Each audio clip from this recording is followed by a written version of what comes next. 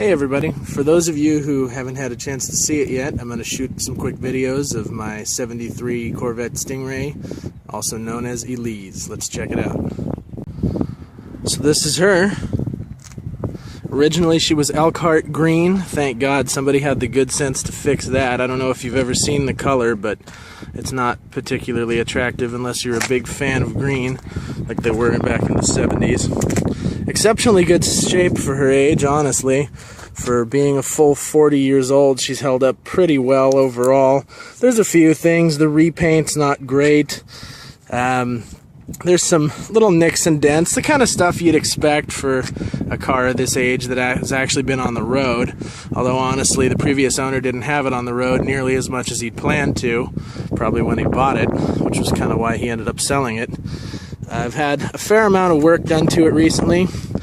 You might be able to see in there, I had the intake swapped out. That's an Edelbrock Performer, just a basic Performer, not an RPM air gap like I'd planned, maybe in the future. But it is a vast improvement over the intake it had. It had an old late 70s Streetmaster intake on it, which was like a fuel-saving intake that they made in the 70s during the fuel crisis. And good torque, but it capped out at 4,000 RPMs, which, you know, with a small block and a 4-speed, that was kind of a waste. So it was just like hitting a wall like a rev limiter. It would just bounce straight off it. It was miserable. So got that replaced, runs a lot better, got my nice Can-N air filter put on there. The story behind this little push-in breather is kind of interesting. I bought the wrong one and then decided instead of going back I was going to do it the manly way and just fuck with it until it fit. And my dad was initially resistant to that idea, but then he got on board, and like 3.5 hours of raping that thing with a hole saw later, it actually fits perfectly and it looks nice and matches the air cleaner. There's a little debate as to what the deal is with the engine in this car. The coding says it's originally an L48, which is the low compression version of the 350. Just the base model 2-bolt main with low comp and just nothing really all that special. But the valve covers on here, these fin valve covers, are supposedly from the L82, which was the high compression, higher performance 350. Also the cam that's in it that you'll hear in a minute doesn't seem to be at all like the L48 base motor. And also, in trying to adjust the timing, we found that the harmonic balancer out front doesn't seem to fit either of those two. So it's kind of a hack job. I'm not really sure what it is. But that may not be relevant to future plans. We might end up just going with like a carbureted LS swap anyway. But I'll show you the interior. The interior is in phenomenal shape for the age. I don't know if the seats have ever been recovered or anything, but these are as far as I know, the original black seats. I don't know if they're leather or vinyl. The way they heat up on a summer day, I'm more inclined to believe they're vinyl. Carpet's not in bad shape. I don't know how much you can see. It's kind of bright out here. I picked kind of a weird spot. Most of the gauges work. Of course, not the two that I like. The oil pressure and water temperature don't work, but everything else works okay. At least I can tell if I have fuel or not. That's my new shifter that I had put in maybe a month ago. Shout out to Lampy Dodge for taking care of that for me. Fortunately, they were up to the task, even though they don't work on this kind of thing very often. That's a Hurst Pro Comp. I always put these in my cars. I added one to my 08 Mustang, and then my Challenger had one as well. Nick, I strongly recommend you get one for your RT Challenger, man. You're going to love it. Let's go around, and I'll get some shots of the other side. Original blue plates, actually. I've really kind of wanted to get a cool vanity plate for this. Just haven't gotten around to doing it. Kind of thought about leaving it with the original blue plate. It's kind of a little more special that one survived that way. Not as cool as the black plates, but it's alright. So here's the interior. Fairly well equipped, actually, for a 73. I've got tilt and telescopic steering. Both options on this car. Like I said, all the gauges work. Shockingly, on the C3, you almost never see a working tachometer. Mine actually works. And as of today, my AC actually works as well. That was down when I got it. In fact, it was what had the heater stuck on, which was pretty miserable in the 106 degree heat.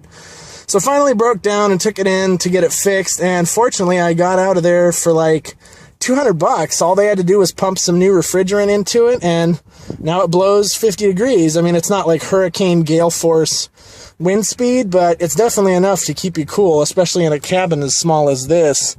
I mean, there's not a lot of space in here to have to cool. Let's start it up so you can get an idea. I had some exhaust work done to this car. I added a set of Thrush welded mufflers, which I guess are the like the old Flowmaster 30 series. So it's all true duals. Being a 73, there's no California smog or anything like that. None of that bullshit to get in my way. So it's got a nice set of thermal barrier coated headers on there. I don't know what brand they are, but those were on already. But yeah, we just went true duals out the back with the Headman or the Thrush welded mufflers, and it sounds pretty good. It sounds even better after the intake swap. Let me let me shut the AC off so you can hear it a little bit better.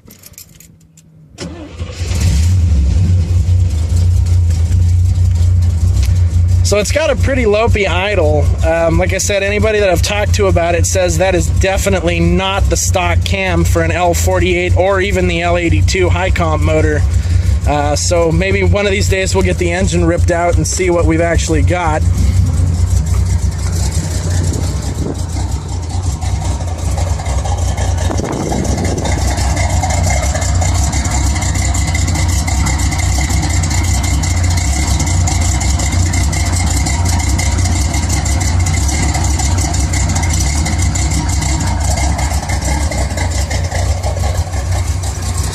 Pretty healthy sounding exhaust and a pretty low idle.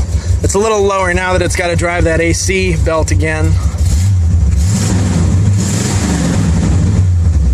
But runs pretty good for a tired old car from the 70s with a mystery meat engine. Close it all up so you guys can get some full views from the outside with the hood and everything closed. I have plans to replace this stock hood and get one of the L88 big block hoods for it. That'll come obviously at a later point in time. I recently was working on a project with her to get a new set of rims on. I bought an original set of 60s or 70s American Racing 200S. Those are like the Coke bottle daisy style ones. Unfortunately, I'm still rocking the Corvette Rallies on here. I spent probably 25 hours of my life sanding and polishing and resurfacing and painting those wheels, only to find when I went to have the tires put on that they're old. The previous owner let it sit so long, the tires on it are like 13 years old, and so they weren't able to actually pull them and remount them on the new rims. So now I have to buy a new set of tires, but it'll be a nice opportunity to get some nice shiny new Mickey Thompson Sportsman STs stuck on there, and I'm hoping to get a new transverse leaf spring. I couldn't get far enough back for you to see, but the back end, you can notice from the rear, the car kind of leans to the left a little bit because it's, instead of a traditional like dual leaf spring out back, it just has one leaf spring that spans the back end straight across. And after this kind of age, obviously it sags towards the driver's side. So that's coming up. Leaf spring and the rims and tires will probably be the next project now that the freaking AC works and I can stand to drive it in the heat.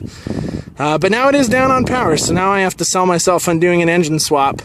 Let me know what you guys think. I mean, being a 73, I've got all the options in the world of what I can do. I really don't want to do anything fuel injected or anything that involves a lot of wiring or electrical. I want to keep this as low tech as possible. I was actually even a little disappointed that this car has power windows on it. I don't know if you can see the little buttons in there on the console, but I really was trying to avoid that shit because it's just another thing to break, and I've had plenty of cars like my 78 Trans Am that had issues with the power windows, and you know, there's all kinds of bullshit you get into with that. But let me know what you guys think. I'm leaning towards doing a lightweight all aluminum LS1, but like an LS1 with a carb swap. Like I said, I really don't want to run fuel injection. I could do that. I could stick with an original Gen 1 small block, Or I could just go balls out and do the 454. I'm tempted to do that, but the extra weight will somewhat ruin the handling and the acceleration and all that. I'd rather keep it nice and light and high rev like a Corvette's supposed to be.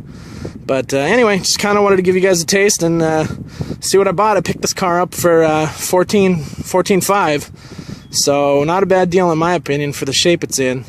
But yeah, I just wanted to give a shout out to Tony for always taking care of me at the service department, even when I ask ridiculous things with my old ass car. And to Nick and Jason both for always cheering me on to be as ridiculous as I dare with my classic car self. This one is for you guys. Have a good one.